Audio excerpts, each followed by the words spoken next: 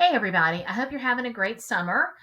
Today, we're going to talk a little bit about Chapter 4, Revisiting High Frequency Word Instruction. It was an interesting chapter to me. I think that, as I've been teaching children to read all these years, I've really been talking to them in the same way these teachers in the chapter did, about memorizing the words, about how you can't decode these words, that you just have to know them when you see them. I call them looking words. When you look at them, you got to know them.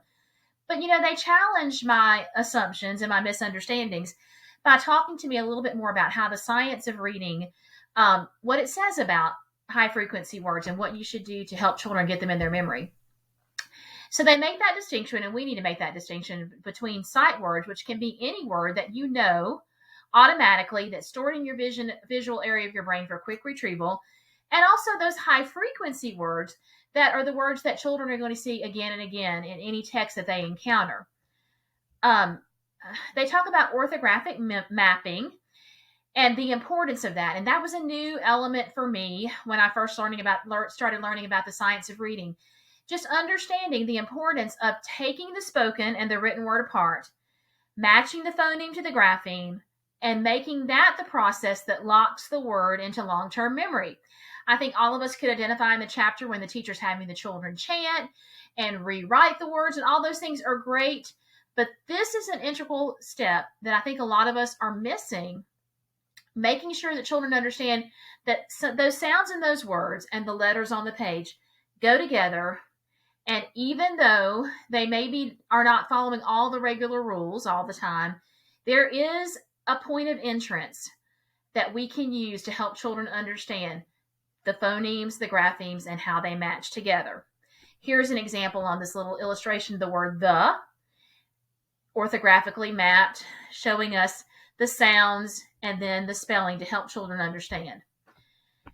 When you put those words into automatic word recognition, it frees up your attention for comprehension. All of us have seen this. If someone is just stumbling and trying to decode every word, they don't have the capacity to comprehend because all of their attention is focused on figuring out what the words are. So we want to help children get those words into that visual memory. Two of the instructional routines that they talk about using, which I found very interesting, were repeated reading. I think a lot of times we don't utilize that enough. We read something, then move on.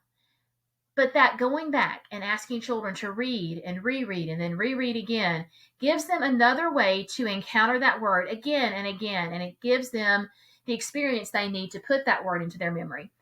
And then interactive writing. They do a long description of how to conduct an interactive writing class where you are letting the children share the pen with you. They're helping you spell the word. You're showing them how you, as the experienced reader and writer, are going to use your sounds to figure out what the words are.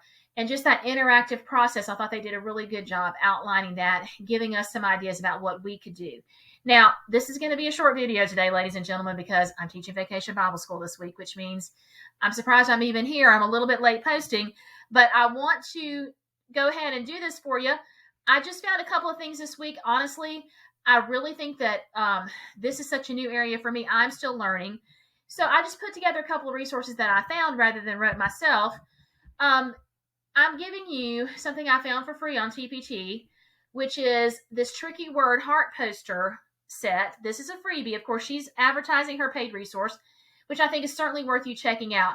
But I think a lot of times I'm unsure when I'm orthographically mapping maybe exactly what I need to be looking for. I think this little resource did a good job helping me when I'm looking at some of these words that maybe I haven't tried to teach children how to use their sounds for these words.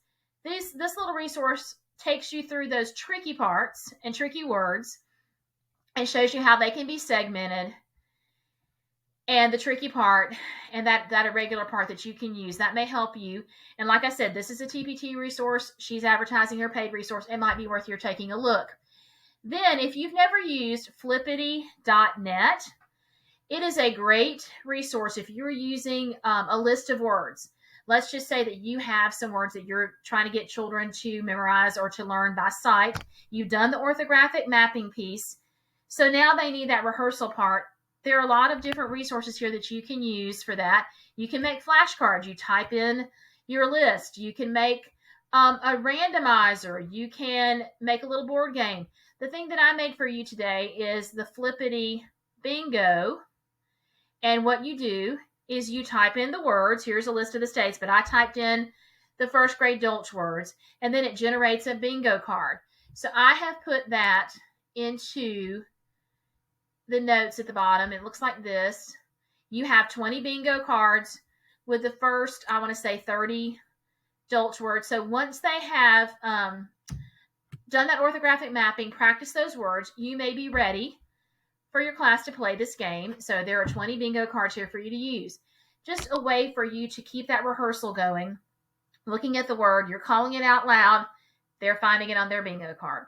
Anyway, looking forward to next week, chapter 5, where we talk about that MSV, the 3 cueing system, and I'm interested in learning more about that, and I hope you are too.